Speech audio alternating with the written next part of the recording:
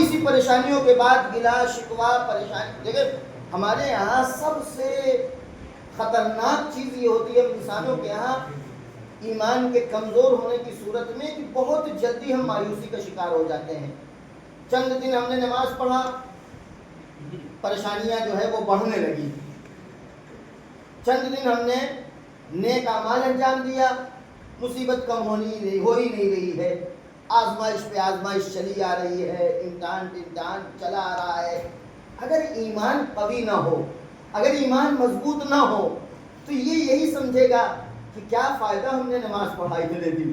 ہم اول وقت مسجد میں پہنچ جاتے ہیں لیکن پریشانیوں نے ہمارے گھر کا دروازہ دیکھ لیا ہے. تب ایسی صورت میں انسان سب سے پہلے مصلی ہی سمیٹ دیتا ہے. اب نہیں پڑھیں گے نماز، یا ہم اب کوئی اللہ کے لیے کام نہیں کریں گے، اہل بیت کے لیے کوئی کام نہیں کریں گے. یہ اس بات کی دلیل ہے کہ ہمارے دل میں ایمان نے جڑیں مضبوط نہیں کی ہیں. اگر ہمارے دل میں، ہمارے قلب میں ایمان نے اپنی جڑوں کو مضبوط کر لیا ہوتا تو پریشانیوں میں چاہے ہم گھرے ہوتے، چاہے ہم خوشیوں میں ہوتے، ہمارے لیے فرق نہیں کرتا کہ ہم پروردگار عالم کا ہر حال میں شکر کرتے، چاہے وہ ہم مصیبت میں ہوں چاہے خوشی میں ہوں. پروردگار عالم نے جناب موسیٰ کے اوپر وحی کی.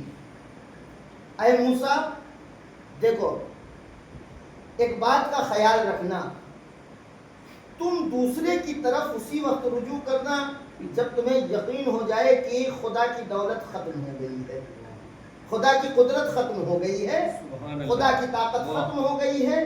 اسی کے وقت دوسرے کے پاس، دوسرے کے اوپر جا کر بھروسہ کرنا. پہلے ہی فرصت میں اس نے کہا پر اے موسیٰ تم دوسرے کے اوپر اعتماد کرنا، دوسرے کے اوپر بھروسہ کرنا اسی وقت جب تم کو یقین ہو جائے کہ خدا کی طاقت ہو گئی ہے ختم. دیکھیں انسان کا ایمان جب کمزور ہوتا ہے تو وہ دوسروں کے پاس جلدی سے کیوں رجوع کرنے لگتا ہے، جبکہ اسے پتا ہے کہ خدا سے زیادہ طاقتور کوئی نہیں ہے، خدا سے زیادہ کوئی قادر نہیں ہے. قدرت کسی کے پاس نہیں، ساری قدرتیں اس کی مخلوق ہیں، ہر طاقت اس کے پاس ہے.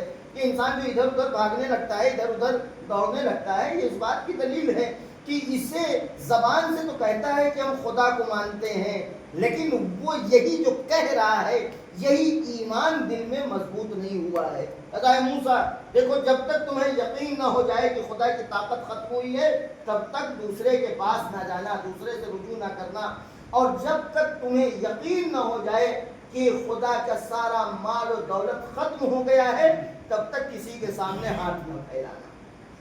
پروردگار عالم جناب اپنے نبی کو مخاطب کر کے حقیقت میں ہمیں اور آپ کو پیغام دے رہا ہے کہ دیکھو، چاہے تمہیں لوگوں کے سپورٹ کی ضرورت ہو، چاہے تمہارے جیب خالی ہو، دونوں حالتوں میں تم یہ یاد رکھو اگر کسی کی ہمیشہ جیب بھری رہنے والی ہے تو وہ ہم ہیں، اگر کسی کی طاقت کبھی ختم ہونے والی نہیں ہے تو ہم ہیں. لہذا دوسروں پر بھروسہ کرنے سے پہلے، دوسروں پر بھروسہ کرنے کے بجائے، دوسروں کے سامنے ہاتھ پھیلانے کے بجائے تم ہمارے سامنے آؤ، ہم سے مطالبہ کرو، ہم سے مدد مانگو اور ہماری بارگاہ میں ہاتھ پھیلاؤ. ایک صلوات پڑھ دیں محمد.